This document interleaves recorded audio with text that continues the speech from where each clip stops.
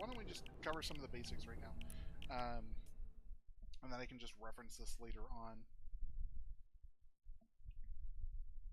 Strawberry banana smoothie, delicious. Okay, so this is the main screen, the quests. I will tell you what your current main quest is in any rewards. However, you can go to the quest log by either hitting Q in theory, or tapping on the quest log, which the game does not seem to want. There we go. And you can see there's a whole bunch of different categories.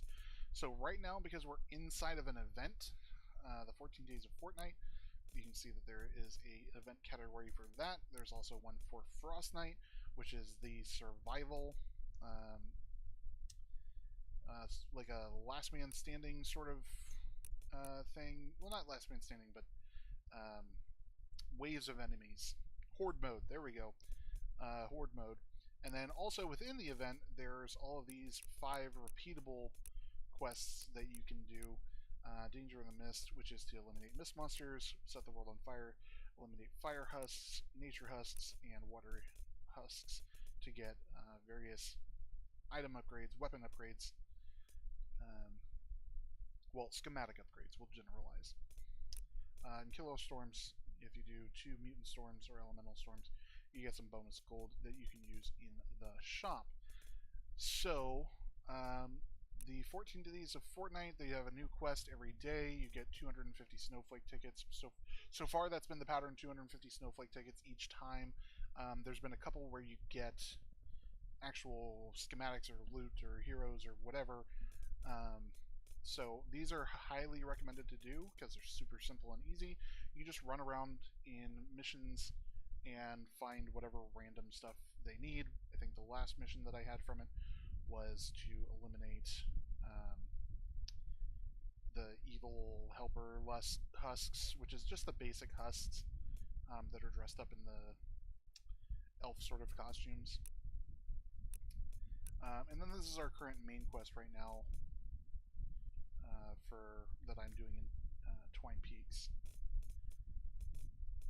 And then we also have side quests. These are quests that are not part of the main story, stuff that we can do whenever. They're not part of any sort of order.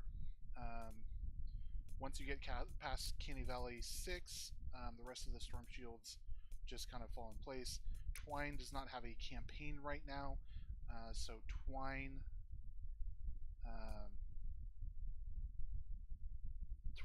you can just do all the storm shields all one right after the other, and then these are some other just random quests. And then you get your daily quests. You get a new daily quest every day. You can have up to 3. If you have 3 and you don't complete it when they roll over, then you don't get a new quest. The benefit of these is they give you anywhere from 50 to I think up to 100 in some rare cases V-Bucks, and then 100 daily coins. The daily coins can also be used for 2 special items a week that cost 700 coins. So if you do all of the daily quests in a week, you'll be able to buy one of those 2 items. They are typically junk, and for example, I have 9,000 daily coins just simply because it's stuff that I don't need, like a ceiling zapper and an elegant sight. I cannot count how many elegant sights I have had in my lifetime. And then challenges are things I've cleared through all of them except for the storm shield defenses. I have this one and one more stage to go through. But it's things like rescuing survivors, completing missions, a whole bunch of different stuff that you would do normally during the course of your playing. And then completed is just literally everything that you've ever done, not in any particular order, which is lame. But anyways, but I've already gotten a bunch of the Frostnite quests done.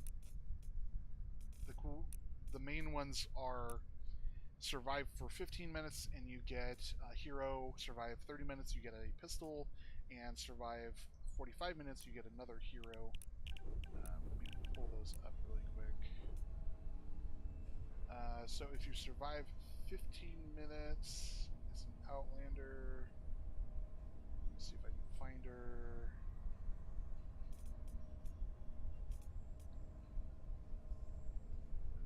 I'm looking, and I have no idea what I'm looking for.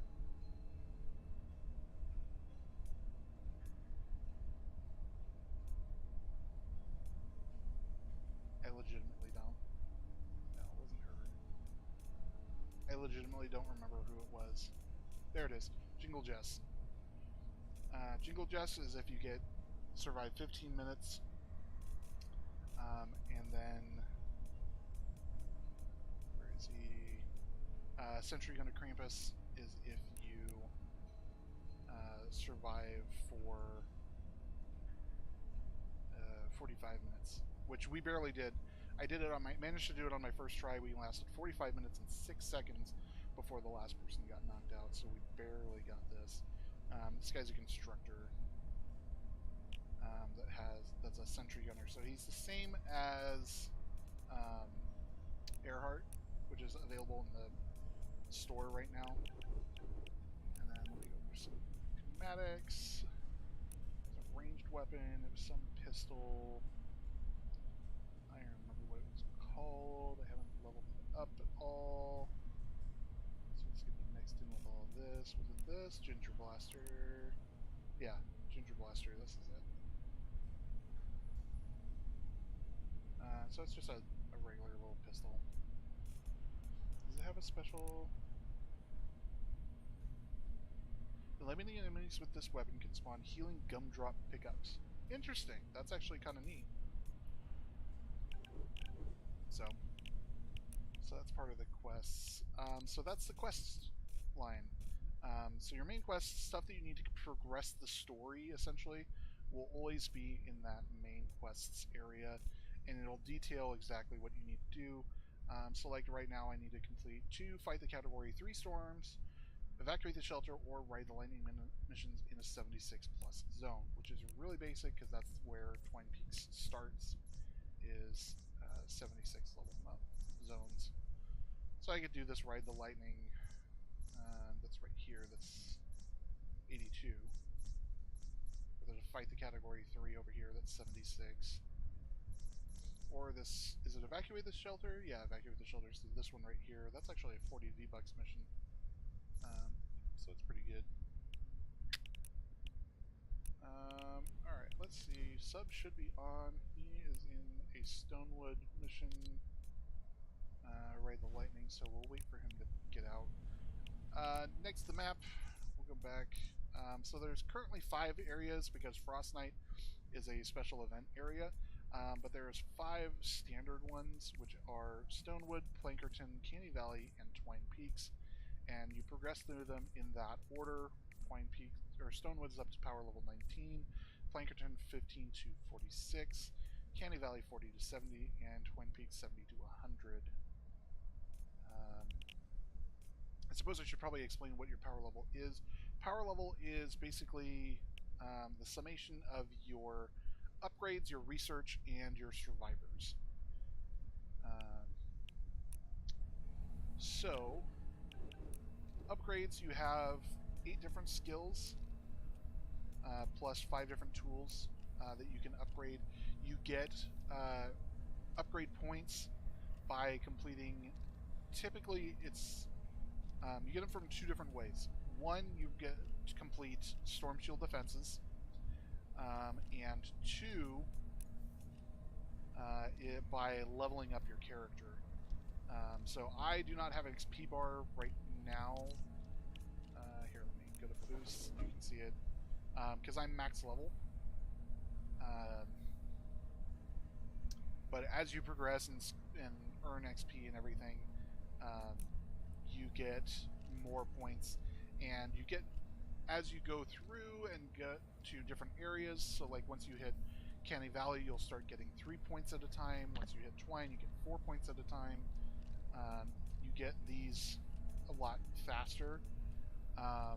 The ones that are the, okay, personal opinion, the ones that are of the most use, 100% the hover turret. That should be your first one that you max out, because the hover turret is absolutely insane and destroys. It's universally the best item or your best gadget. Next is dependent on your playstyle and what you want to do. I run the slow field. I converted over. I used to run the adrenaline lush and for the healing, or the airstrike for the bombs. But the slow field is so much more useful because this is just a burst of damage. This is a burst of health, and but it can also get rid of negative effects. Gives you a heal over time, and can you actually revive downed allies, downed but not out. Um, so it's super useful, and I think other people in your group should run it. Um, but the slow field allows you to do so much more damage to enemies because they can't run through it fast enough. And it's really good for storm shield defenses if you have a bunch of smashers, because they'll go through, and even if they're charging, they'll go at a much slower rate. So hover turret, absolutely. Slow field is my recommendation, but you can also go for either airstrike or adrenaline rush. The other ones are supply drop, which gives you some extra stuff if you're lazy about harvesting. I really think that it's useless. Teleporter is okay, useful, whatever. I've never really used it that much. Banner heals your structures, and also acts as a respawn at a certain level. So it's okay. And then proximity mines, these are just like little, just like it sounds, proximity-based mines, that when a husk steps in the area, they'll trigger it and it'll explode. Not very useful, in my opinion. Tools, backpack size, and storm shield vault size, and pickaxe upgrades. All of these are super useful. I have a hard time saying what's most important, but they're all really helpful. These three are definitely going to be the ones that you want to focus on. If you're having trouble carrying stuff, I would do a couple of points in your backpack size, but also keep your pickaxe upgraded, because you want that upgraded damage as you're progressing through different areas. Because once you get into areas like Twine Peaks and Candy Valley, the hit points for each of those same objects, all the trees and rocks and everything, goes up dramatically. And if you've upgraded your pickaxe correctly, it takes the same number of hits as it would have before, but so if you didn't upgrade it, then it's going to take more hits and take you longer to harvest the same amount of stuff.